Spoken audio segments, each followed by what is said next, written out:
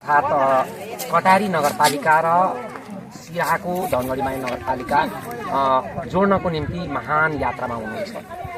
सङ्कट र सङ्घर्षका कुराहरू पनि होला। के छ अनुभव समग्रमा हामीले जानकारी तपाईँले यस विषयमा यो सडकको निरन्तरमा योभन्दा पहिला पनि तपाईँको यसको लागि धेरै पहल गरेको छ। विशेष तपाईँलाई धन्यवाद दिन चाहन्छु र नयाँ वर्षको शुभकामना दिन चाहन्छु।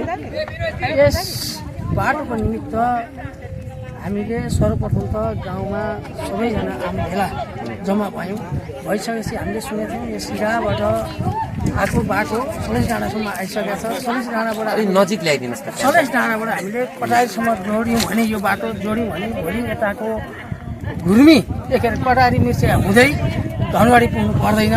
यहाँको जति पनि कस्टमर अथवा यहाँको चाहिँ जति पनि सहग्राहीहरू हुन्छ अथवा यहाँबाट लिनुपर्ने लाभदायीहरू हुन्छ उहाँहरूले छिटो सजिलो यही बाटोबाट सटोबाट कटारी जान सक्नुहुन्छ र यहाँका कटारीको उपभोक्ताहरूले विविध सामानहरू पनि सहुलियत र सहज रूपमा पाउनुहुन्छ र यहाँका बिमारीहरूले पनि केही सहज तरिकाले उपचार पनि कटारी पाउनुहुन्छ भन्ने हामीलाई महसुस फिल भयो। त्यसकारण निमित्त मैले हाम्रा गाउँका भद्रा भलाड्ने गाउँका आमवासीहरू सबैलाई बोलाएर यस विषयमा विराट छलफल गऱ्यौँ। उहाँहरूले हामीलाई साथ सहयोग दिनुभयो। धनगढीबाट आउने बाटो सिरा भोरले के अरे सलेस डाँडासम्म आइसकेको छ। यसलाई जोड्न हामी सबै साथ सहयोग दिन्छौँ। जसरी तसरी कहाँबाट हुन्छ यसलाई बजेट पारेर यो ट्र्याक अलरेडी खनिराखेको छ। स्थल उन्नतिको लागि काम गर्नुहोस्, हामी साथ सहयोग दिन्छौँ भनेर सबैले भन्नुभयो। अनि त्यसपछि म सर र हाम्रो कटारी नगरपालिकाका मेयर राजचन्द्र शेषज्यूसँग गएँ। उहाँसँग गएर यही कुराहरू विविध कुराहरू मैले राखेपछि उहाँले के भन्नुभयो भने म नगरको हैसियतबाट नगरको म प्रमुख भइसकेपछि मैले जहाँ समस्याहरू परेका छन् त्यो समस्याको समाधान मैले गर्नुपर्छ। त्यसको लागि बाटो घाटो शिक्षा विविध कुरामा म तपाईँहरूले ल्याएको एजेन्डाहरूलाई सल्भ गर्नतिर जान्छु भनेर उहाँहरूले हामीले आश्वासन दिनुभयो। दिइसकेपछि हामीले आएर यसलाई नर्मल तरिकाले कति चाहिँ हामीले यो सडक बनाउनु पर्ने रहेछ भनेर हेऱ्यौँ। त्यहाँको मान्छेहरू सबै आएर हामीले हेर्दाखेरि लगभग 7-8 किलोमिटर चाहन्छौँ यति पर्छ भन्ने हामीले महसुस फिल गऱ्यौँ। त्यही अनुसारको बजेट विनियोजन तपाईँले गरिदिन सक्नुहुन्छ कि सक्नुहुँदैन भन्ने मलाई भनिसकेको छ।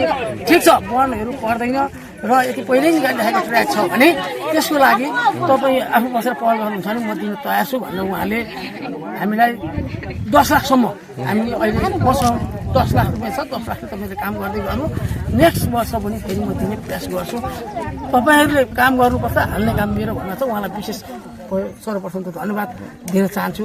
त्यसै गरी उहाँले त बजेट हाल्नु हुने भयो। अब हालिसकेपछि यसको लागि राम्रो भूमिका खेल्नको लागि हाम्रो वडाको वडा अध्यक्ष मोहन बहादुर तामाङजीसँग पनि हामीले सम्झाइ गऱ्यौँ। उहाँले के भन्नु भने मैले दिनुपर्ने सिफारिस आदि इत्यादि जे जस्तो सहयोग गर्नुपर्नेछ त्यसको लागि म खुल्ला तरिकाले दिन्छु।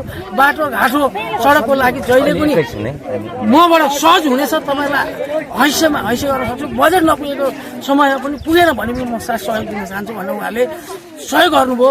हामी त्यस पछाडि त्यही गाउँका एउटा समिति गठन गऱ्यौँ। समिति बनाउनु भयो। बसेपछि हामीले बर्खा मास केही नभने 18-19 दिनसम्म यहीँ बसेर घरबार केही नभनिकन खानपिन केही नगरिकन यहीँको तपाईँको पानी बर्खा मास आदि इत्यादि किरामिरा फटाकेर विविध कुराबाट बसेर हामीले 19 दिनसम्म काम गर्ने भएपछि सडकलाई निकाल्ने प्रयास गरेर त्यहाँबाट हामीले यो सलेस डाँडालाई जोड्ने प्रयत्न गऱ्यौँ। जोडिसकेपछि हामीलाई धेरै ठुलो छाती चौडा भयो। हामीले चाहिँ अब लगभग यो ट्र्याक निकालिसकेपछि छिटै यो बाटोले निकास पाउँछ भन्ने आशा बोकेका थियौँ। आज मन्दिर निर्माणको अभियान भन्नु सुरुवात आज होइन, पूजा गरिएको छ।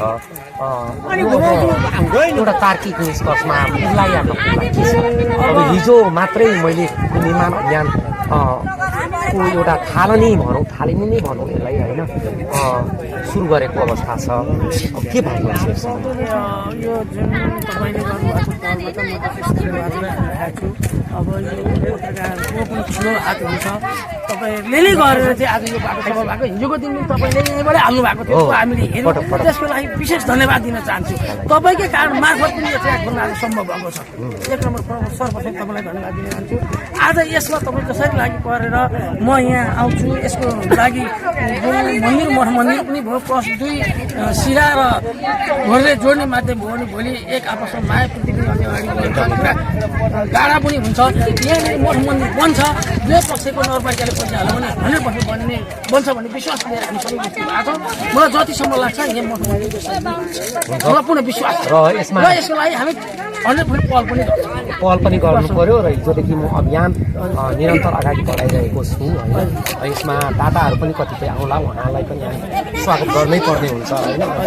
र समग्रमा यो ऐतिहासिक यात्रा हो र यहाँले जुन अहोरात्र गर्नुभएको मैले एकदम नजिकबाट निहालिरहेको छु। यहाँलाई धेरै धेरै धन्यवाद पनि म दिन चाहन्छु र तपाईँको प्रयास र मोहनजी त्यसै गरी धनगढी माई वाडा नम्बर 14 का वाडा अध्यक्ष अमित ठकुरीज्यूको प्रयास, सामूहिक प्रयासले आज हामी यही बाइक लिएर यहाँ आइपुगेका छौँ होइन।